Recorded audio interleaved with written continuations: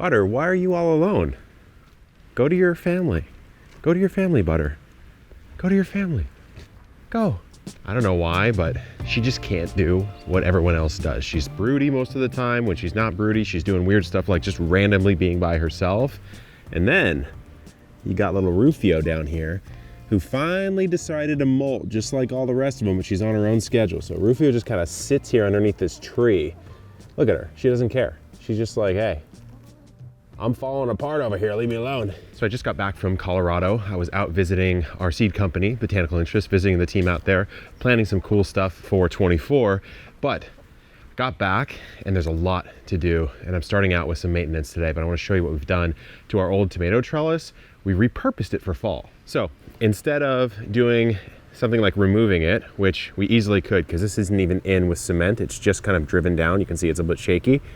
We put some simple netting on, and then I just sowed peas along this entire line. I put some boards down so that if the hens are out foraging, they won't be digging it up. They'll be kind of hanging out over there, discourage them from getting over here. But it's netting all the way up. And so fall peas went in, obviously seeds from Botanical Interests, and they'll just climb all the way up here and provide a really nice backdrop on this back wall of the garden this fall. So it's not all the garden that needs to be revamped. Take a look inside here.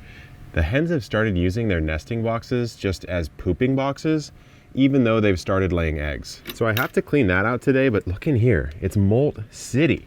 So many feathers, and it's probably about time I actually clean out the deep litter method coop because it's been a year and a half. So that's gonna happen today. I started off in here just removing as many of the feathers as I can. I mean, just crazy how much these hens can molt. Rebuilt their little playground in here. I think I'm just gonna scrape off the top of this instead of full cleaning out the deep litter. The reason why is because I think I have enough actual bedding down here and I can just come in with a fork and scrape off this nasty layer, toss it in the compost just like this, and I'm pretty good. I need to harvest some of the stuff in the orchard, but before I do that, I wanted to show you the dried peppers. Guys, look. Habaneros, look at the Thai chilies, even the jalapenos are looking really nice, even that Hungarian bell. So pretty successful first attempt at the full Italian slash Spanish slash Filipino grandmother hang drying technique. But let's head out into the front yard, show you these pomegranates. Okay, over here, one of my biggest mistakes of the year was not harvesting these guys soon enough. So some of them made it, some of them didn't. I actually have one that's burst over there. I'm gonna pull a couple, we'll see what they taste like. See these guys here? Accidentally killed them. But I'm pretty sure I can still eat something in there. Every now and then though, I mean, you get, oh, snap that one too. So I think it was the rain that did this, because when I was out in Colorado at Botanical Interests, it rained a ton while I was gone. And I'm pretty sure these were ready to go. And then it rained and it just popped them because, you know, it's kind of like a tomato, right? Like the skin doesn't grow as fast as the interior, and the interior probably just swelled up and cracked it.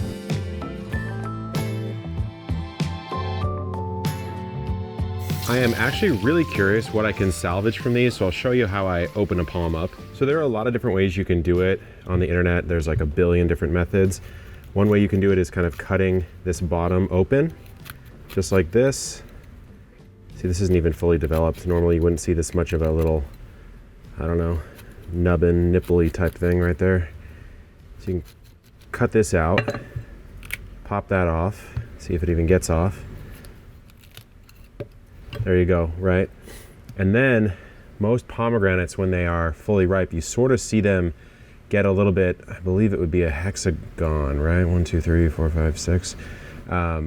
And you can start going down the ridges. You can very lightly see there's sort of an angle there. So I'll try that. Another way to do it is you can see where the separation points. It's almost like an orange in structure, except for the fact that these little arrows, is what they're called, are way bigger and way more loose.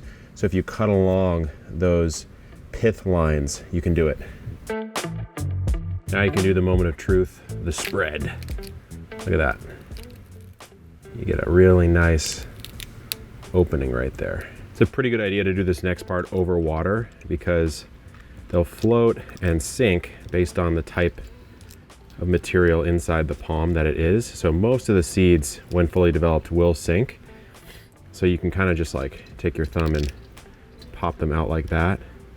You can be gentle and careful, and all that pith, which you don't want, usually floats up to the top. It's not perfect, but what is in the garden. And I have so many pomegranates, I'm not even gonna worry about getting every single arrow out of here. See, now I can just come through and kind of pull all this stuff off, and I'll be left with just seeds. All right, let's filter it off. Look at that. That is a ton of palm. Ooh, purple gold, baby. Look at that. Just goes to show you, you can still save them, even if they're burst open. Let's give it that little taste test. Nice and tart, nice and sweet. Love it. Hens, enjoying the rest of them. So I'm gonna do a video probably on the homestead here pretty soon, showing you how to properly prune a palm tree, because you can actually do it a few different ways. A pomegranate bush, not a palm tree. You can do it a few different ways. You can prune it as a bush, you can prune it as a tree, and it kind of depends on how much space you've given it, what your goals are, what you want it to look like. I've seen them as trees, they look beautiful. I've seen them as bushes, they look beautiful. So stay tuned for that. This is the first time I've ever seen the original 5 epic thickies out this far. They're actually by the rainwater tank, and Fabka just went under there. I tried to find her just now because some of your guys' tips on my last update helped me. She's getting a little bit more friendly. We're feeding her every day now, but I wanted to show you guys. Look at this. The papayas are coming in. The oranges, the satsumas. Look over here.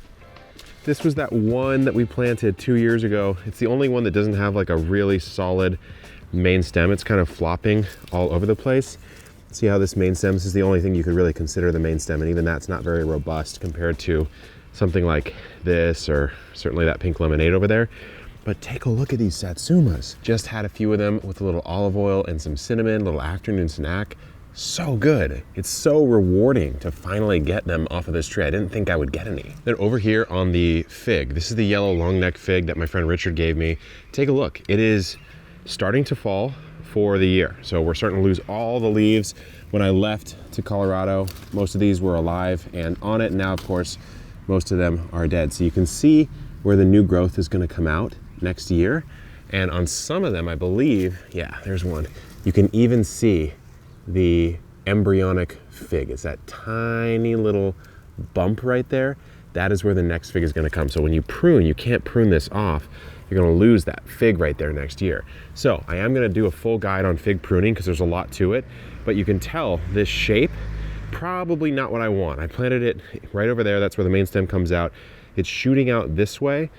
It's dodging that loquat, which is great, but now you're seeing all this weird growth come out. And once all these leaves die off, I am going to do a full guide showing you how to prune it, because if you prune it correctly, not only do you get cuttings from it, which you can propagate, toss them indoors, you have a beautiful, beautiful fig jungle, fig forest coming soon, but you can shape it in a way that throws off an incredible amount of figs.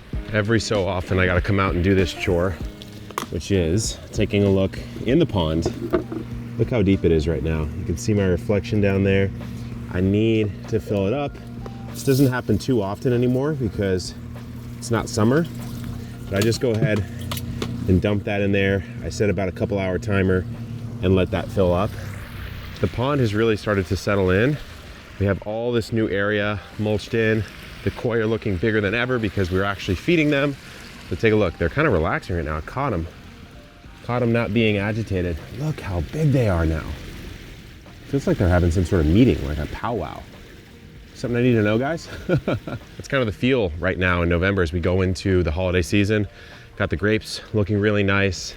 The banana, though, and I know I keep talking about it, but this thing is an absolute monster. I don't think I'm gonna get an actual flower cluster off of it this year. So I'm just gonna keep doing my classic method of chopping it down to 4 leaves, seeing what happens in spring. Hopefully I get a nice cluster of banana. The avocado, I think Jacques and I finally made it work. Look at this. It's actually alive. So if you want to know the secret, it's that hilling up method. You gotta hill it up, put a mulch cover over it, make sure you keep it nice and watered in. Does not like being transplanted. Here in the greenhouse, got a little sneak peek for you guys. Take a look at this. We've got the Epic 16 cell.